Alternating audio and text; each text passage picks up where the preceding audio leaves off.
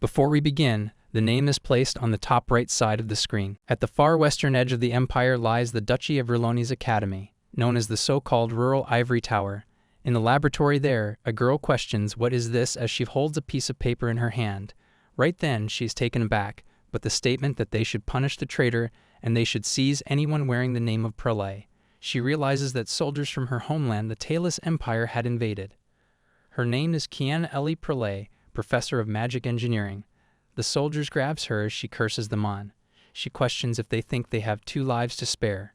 Before she bashed their skulls one by one with her magic tools, they should let go of her. She questions what is the meaning of this. Right at the moment one of the soldiers mentions scary Prellai plotted treason. She's totally shocked as she wonders if he's referring to grandfather. Her grandfather, who is Duke Scary Prellai, he was a man of great power, although their father disappeared under mysterious circumstances when she was young. Her 2 reckless older brothers are making a name for themselves in their respective fields. Their cousin Melissa Prellai, who grew up with them, is so powerful that she's even treated like a saintess.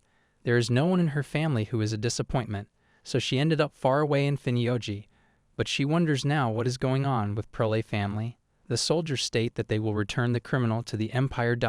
And they cannot be late for the execution date, so they should hurry up. She did not know it was this serious as she thinks of execution.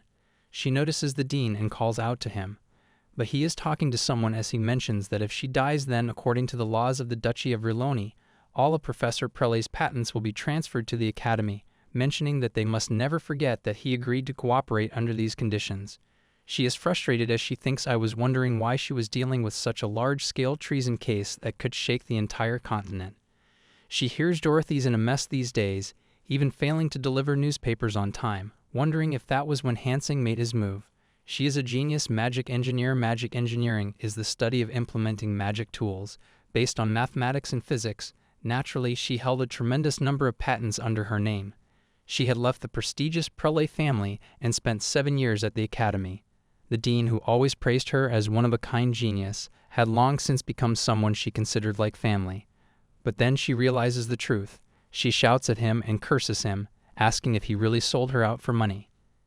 Did not he?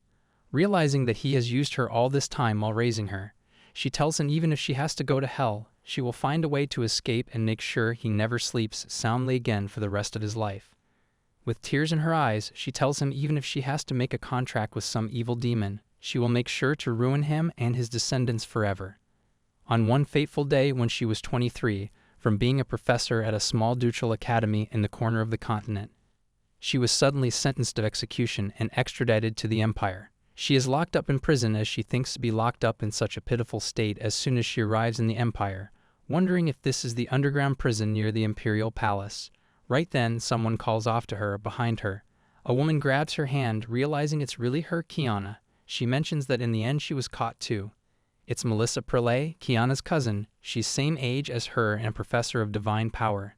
She tells Kiana that it is so nice to see her and she has been waiting so long. Kiana asks her if this is what she calls a welcome. She questions what the hell happened. She cannot understand how grandfather can plot treason. Melissa, with tears in her eyes, states that she knows grandfather would not do something like that, and they have been wronged. She tells Kiana that is the only truth that she's aware of. Kiana tells Melissa to stop babbling like that and try speaking logically for once. Melissa tells her that she has not changed. She has always been so blunt, and she really grew up consistently that way. She states that yesterday Prince Heaton came and told her that he was the one who framed them for treason. Kiana becomes frustrated as she questions why the hell would he tell her that? She curses him, questioning why did he do that to them. She mentions that according to Piak, she once turned down the prince. He is a guy who holds grudges, and she bet he wanted to give her a taste of the same medicine at the end.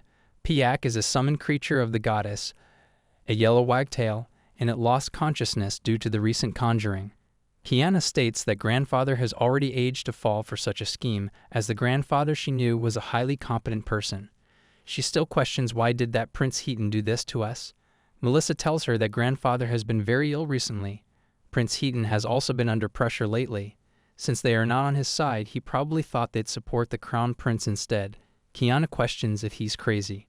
Right then, both of them are terrified as the order for bringing the criminals out for execution is commanded. Melissa starts to tremble as she asks Kiana if she's going to die like this. She expresses that she really does not want to die.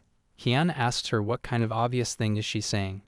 Melissa Wright then states that it cannot be her as she has divine power. Kiana notices her eyes as she wonders why are her eyes like this, wondering if her eyes are spinning. She wonders what will happen if she runs on the way to the execution site, thinking if Melissa has really lost her mind. Melissa starts to get up while stating that she should have entered the monastery earlier, even if she lives her whole life never marrying and wandering through remote mountain regions serving. If she had just become a divine maiden and abandoned the Prellai family, she would have survived on her own. Kiana begins to shake her, telling her to hold on to her sanity.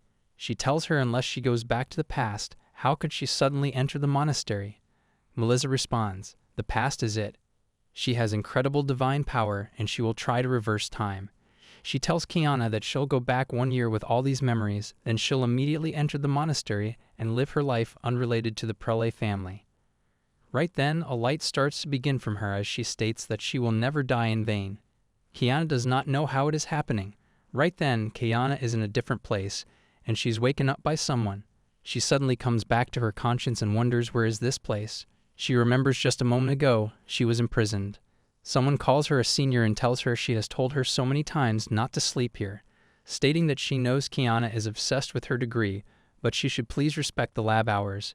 It is hard to clean up after her. Kiana thinks that he is the one with no real skills, but always listed as a co-author on research projects because he is a relative of the dean.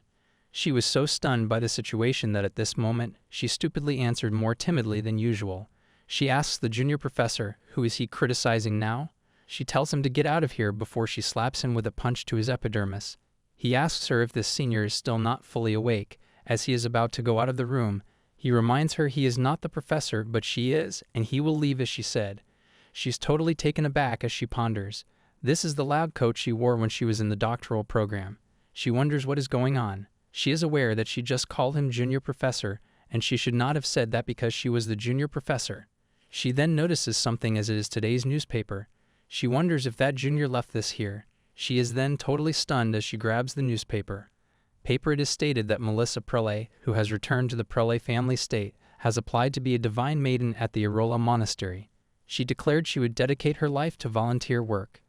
The date is 1 year ago. She then remembers that Melissa had said she would go back 1 year with all these memories, and she'll immediately enter the monastery and live a life unrelated to the Prellai family. She will never die in vain like this. She wonders if it could be that Melissa really turned back time with her divine power. First of all, she decided to regain her composure and send a letter to the monastery where Melissa was staying. She was asking Melissa in the letter if she was really planning to become a priestess and abandon the Prellai estate, asking what will happen to the Prellai family after that. Since she emphasized the world after, she'll probably realize that she has also regressed. It's shocking enough that she is even sending a lot letter to that dog. She thinks that even if Melissa is clueless, she should at least understand this much. She knows for now she will hold up here and devise various plans for the future. A few days later, Melissa's Prellai's summoned creature Chirpy brings a letter to Kiana. It looks for Kiana and is terrified by what it sees. Kiana stares at it with a mysterious look stating so it is finally here. Chirpy asks Kiana what are all these notes. She tells the bird that it is chaotic, so why does it not briefly shut its beak? She mentions that it can chirp all at once after she has read the letter.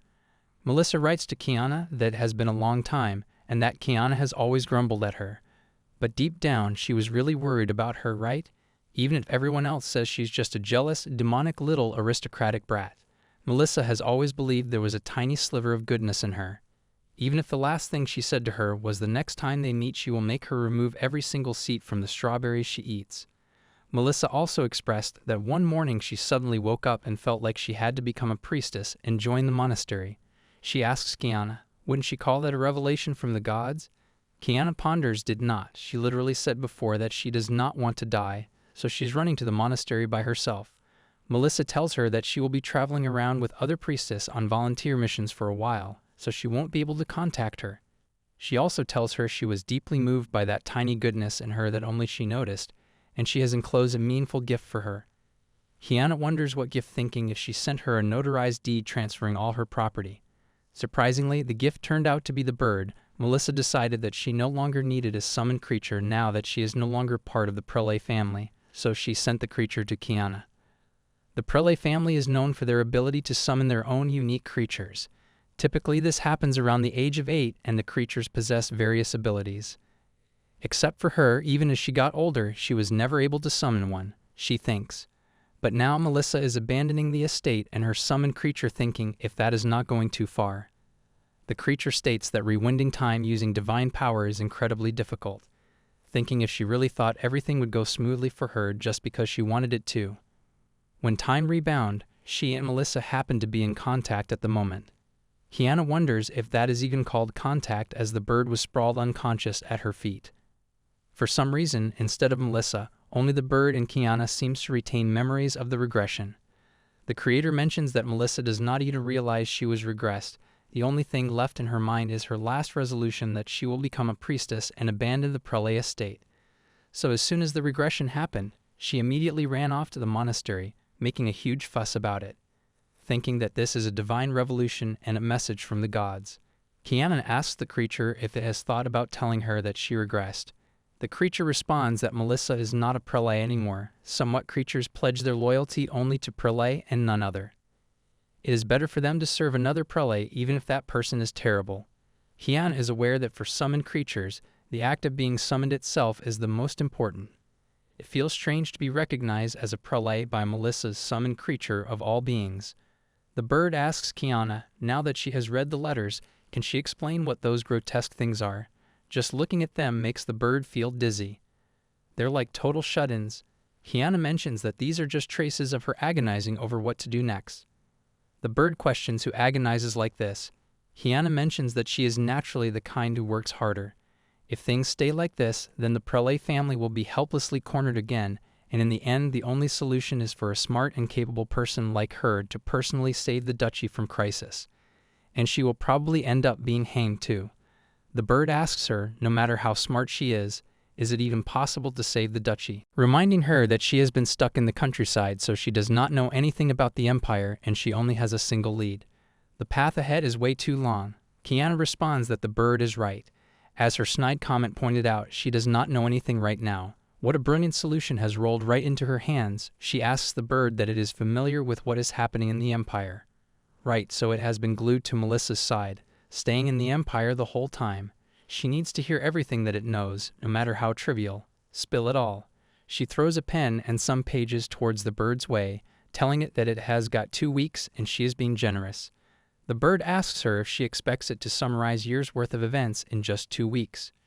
She responds that is right, as the bird questions how can she be so heartless to force such an unreasonable workload on a small, cute bird like her who just flew tirelessly from afar to deliver a letter for her? She looks at the bird and the bird states that she won't fall for those eyes and calls her a cruel person made entirely of sheer willpower. Kiana questions what nonsense is that and states she's made of cells, not willpower, and asks the bird to now get to work. 3 hours later, Kiana bangs on the table, telling the bird that she can do it and they should squeeze every bit of brain power they have got together. She asks the bird if it said it just does not remember the details. She tells the bird to try harder. If it tries, it can recall everything as it has only been 3 hours. Kiana stares right into its soul as it begins to cry. It thinks that it already knew Kiana was a little strange, but no one told it. She was an oddball who was also a workaholic. It tries to remember and then realizes there's another way. Kiana tells it that she told it if it tries hard everything will work out and asks what is this other method. The other way is that summoned creatures can transfer their memories directly to their masters. The bird sits on top of Kiana's head. Kiana asks it that it said it transfers what it sees. So why are the memories coming in text form? It feels like reading a novel where Melissa is the protagonist and of all things. It is written from a third-person observer's perspective. She finds it infuriating. The bird tells her that it cannot help it. It was Melissa's summoned creature after all. It could only see and hear things from Melissa's side. Maybe the bond between them is not perfect, yet the address probably why the memories can only be conveyed by this form. Kiana wonders if this is the best they can do because it feels like leading a trashy romance novel, and she knew that Melissa was popular with men. But after she left, Melissa attracted countless men's love and obsession. She thought she'd just get engaged to Rodrigo immediately. Instead, she kept every man dangling on her line. Anyway, amidst all that chaos, she was occasionally mentioned, but it was mostly stuff like this. A man told her it is such a relief that Lady Kiana is gone, as if that willingness had stayed in the Empire, Melissa would have suffered even more. The other told Melissa that he will heal all the pain and wounds that Kiana caused her during her childhood. One of them also stated it is a pity he cannot challenge her to a duel now that she has gone so far away. Kiana ponders, "It is irritating, but that is not the point right now. What is urgent now is going through all the major events in the imperial capital as scattered throughout this chaotic reverse harem romance novel, especially the part where the Prellai duchy was accused of treason. The moments leading to tragedy must be truly analyzed, no matter how unpleasant they are. She knows this involves future events, and since these are things that actually happened, so she gets there in the past. She wonders what should she even call this. She decided and she thinks it is already written like a story, and she can review it repeatedly like flipping through pages of a book, so she should just call it the original work. And based on this original work, her analysis shows they need to follow plans 57 and 122. She then thinks combine 111 and 1 o'clock to 1 o'clock and mix in 181 and 182 as well. The bird asks her if she remembers all the plans she has written down. There must be hundreds of them. She responds there are not that many. It is only exactly 184 to be precise, and it seems like she'll need to head back to the Imperial Duchy immediately. Since she's the only one who knows the future, she has to act herself, right? Then someone knocks on the door. Someone asks for her, questioning if she's here. She is told that the dean is calling for her. Kiana is taken aback as she curses him. She is informed that the entrance briefing is about to start soon. The dean is urging everyone to come quickly, and she needs to go and give her speech. She realizes that is what is happening. It is an event for students and parents who are considering enrolling in the academy. The dean, who goes crazy for money, prepares this event every year with a lot of effort. He wants to gather more students by putting her, a genius and high-ranking noble, at the forefront. Because the tuition fees from students mean money. She smirks as she mentions all right, she will go right now, but before she returns to the Duke's residence, she needs to repay something. Reloni's Academy Auditorium. The dean thanks everyone for attending this briefing, mostly referring to the future freshmen and parents. He then tells everyone that he will introduce the pride of Reloni Academy, Princess Kiana Prellai. She steps in and introduces herself, stating that she is currently in the doctoral program. She asks that everyone here must have come to learn about magical engineering, right? She tells them that magical engineering is based on mathematics and science, mentioning that today she will give a brief lecture on science. The dean tells everyone that Princess Kiana's lecture, who is the pride of their academy and more precious than his own child, is truly excellent, and they should look forward to it. He puts his arm on her shoulder as she hits his arm, while maintaining her appearance and telling everyone to look forward to her lecture. He seems to be confused by what she did. She begins her lecture by stating that science is very close to their daily lives, right? She suddenly hits the dean as he falls on the ground. She then throws water on him and mentions, for example, this is gravity. He suddenly shouts at her as she asks him what is he doing. She reminds him that they're in the middle of a lecture right now and he needs to cooperate. She then slaps him really hard, which makes him ask her what the heck is going on and expressing that it hurts. She tells everyone that this is the law of action and reaction. She slapped him so hard that even her hand hurts. Everyone is totally amazed, not being able to believe that there is a lecture like this. They find it very interesting and question how did she come up with something like that. She then starts to move him around, telling that objects move while in motion. While doing this, she takes off his wig and throws it outside the window. She tells them this is projectile motion. All of them finds this class really fun and easy to remember. They even say that the lecture structure is very intriguing. She tells them that in every phenomenon, there is a science hidden within. At the academy, they study these laws and create magical tools that are useful in real life. She then shows them a powerful adhesive that was recently patented. She tells them to remove it. A special cleaner is absolutely necessary. She puts it onto a page and then goes towards the dean, causing him to be totally shocked. She attaches it to his forehead, and on the paper trash is written. He shouts at her asking why is she's taking this on his head and tells her to quickly bring that cleaner or whatever it is. But she tells him that she disposed it all earlier, who tells everyone that even if her lecture was impressive, they do not have to come, it is just a lot of hard work and mentions that she's leaving now. So although she got attached to it, she left the Dan Academy and boarded a carriage to the Empire. In the carriage, the bird asks her what is she going to do. Start a big business to pressure Prince Heighten with funds? Or is she planning to get involved in politics? She asks the bird what is it talking about. when shilling that she has no sense of economy and she knows how to spend money, but she does not know how to earn it. She has no connections, so she cannot do politics. She knows how to badmouth politicians, though. The bird sighs and asks her that what is she planning to do. She thinks that she cannot do anything and asks the bird if she should just honestly tell her family everything. The bird is totally confused before it asks her if she is serious. The Kiana suddenly appeared at the Duke's residence after 6 years and says actually she has regressed and Prince Heaton is going to ruin Prellai, but she does not know the reason yet. The bird asks her who would even believe that. Kiana is aware that she would not believe it either. In her childhood, she would always cause trouble for her family. She would lock the door and not come out for a week. Everyone would find her a headache. Being a bad-tempered woman, she would always slam the door. She grew up as a gloomy villainess, always setting bad examples. Still, the first thing she plans to do is cooperate with her family.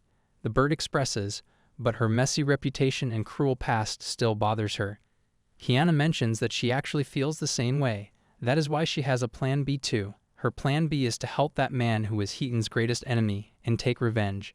Before the prince brings Prellai down, they will handle it in advance by borrowing someone else's help. She remembers Melissa had said that Grandpa was quite ill lately, and the prince was under pressure these days too. So maybe he thought they would side with the crown prince instead of him. Biana thinks when she heard Melissa's words, she did not understand the situation, and she thought about how crazy he must have been. But thanks to the original work, she managed to grasp the situation her own way. The bird asks her, "The enemy of its enemy is its ally, right?" Kiana responds, "That is right, and she'll try to get along with her family too." And she means to actively help that man in the imperial capital, Orphan.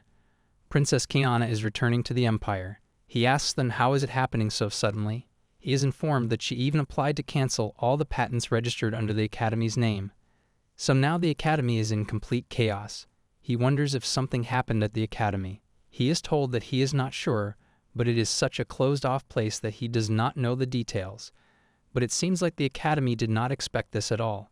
Given that her route is towards the capital, looks like she is heading to Duke's Prellai's residence. The question maybe she is fed up with being stuck in that remote place doing research. The man stands up as he mentions he cannot say for sure, but he guesses he can finally meet her after such a long time. The capital of Talos Empire, Orphan. Near the Prellai estate, the bird states that she can see the Prellai estate from here, and they're almost there. Kiana suddenly grabs the bird. She tells the bird that it cannot go home. She has a special task for it, and it needs to deliver this. The world is frustrated. She tells Kiana that summoned creatures are friends, not assistants, and it does not want to work right now. It says that it cannot rest or play even in the capital. Kiana tells it to do as it is told, as from now on its master is not Melissa but her.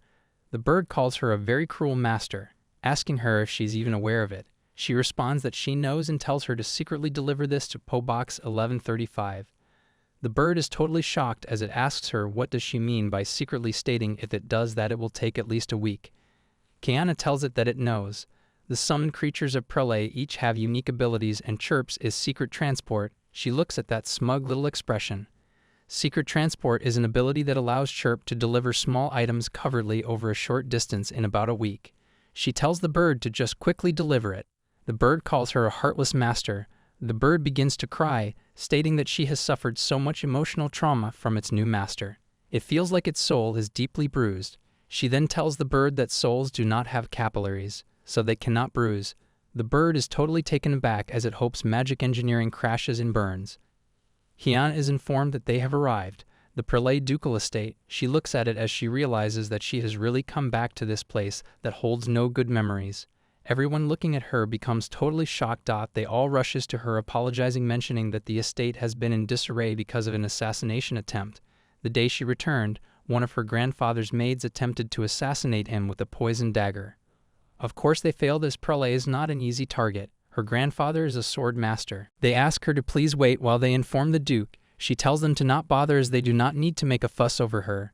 She mentions she's just going to rest because of the fatigue from her travels and she'll greet her grandfather tomorrow. They should let him know by then. She ponders that honestly, she is relieved that she does not have to face her grandfather as soon as she has come back. But avoiding discomfort does not solve anything. She needs to get closer to her grandfather, warn him about what's coming, and prepare together. She is aware that he is the only one she can trust, the head of the family. The grandfather is informed that she has returned. He is Scary Prellai, head of the Prellai ducal estate, sword master. The attendant informs him that she has returned, and she said she was tired and went to rest, and she will greet him tomorrow. The grandfather wonders why did she come so suddenly without any prior notice, thinking what on earth is going on.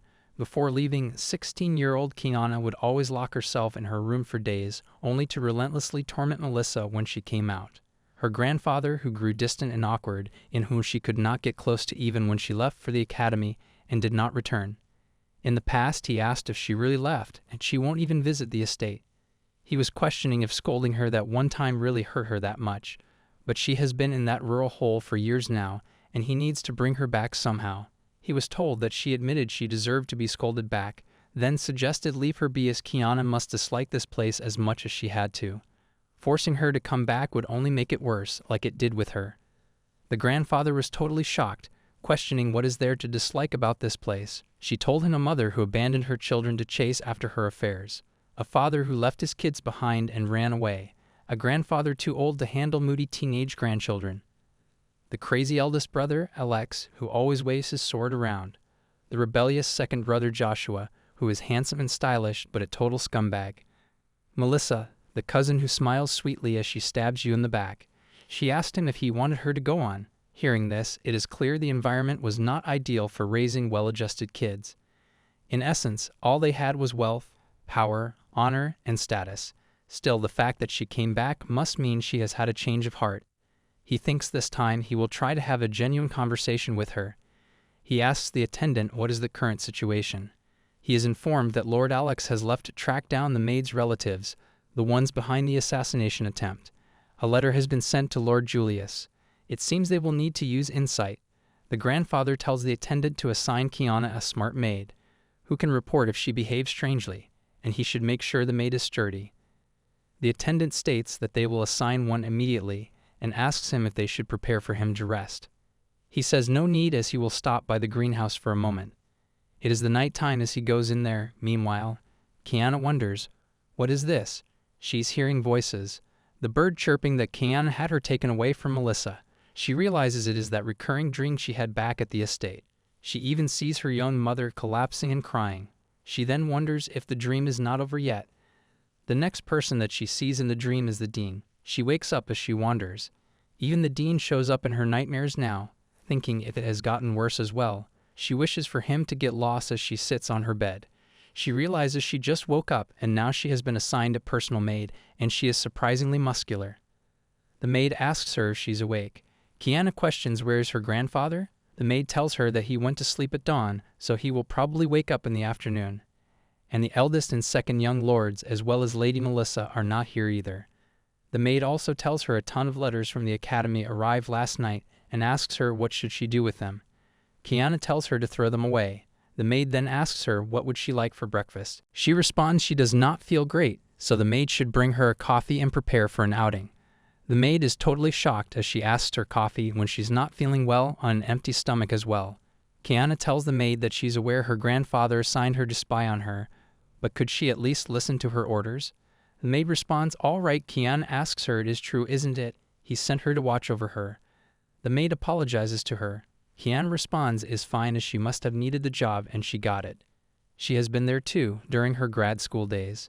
The maid questions if she's not going to request a different maid. Kiana asks her why would she do that. If she does, then they will just send another spy, and this counts as a career experience for her, does not it? It is tough finding jobs these days, so she can probably say I spied on the household's highest authority while pretending to serve an innocent noble lady when she applies somewhere. Kiana asks. The maid is not. She's so considerate, and now she should go and get that coffee. She informs the maid that she will drink it, and then head to Rodin's 12th Street. The maid tells her all right, before she is totally shocked, asking, isn't that danger? Before Kiana asks her is her hearing blocked or something. Didn't she tell her not to talk back? The maid falls to the ground as Kiana mentions that today she is going to visit her scumbag second brother, the eternal adolescent Joshua.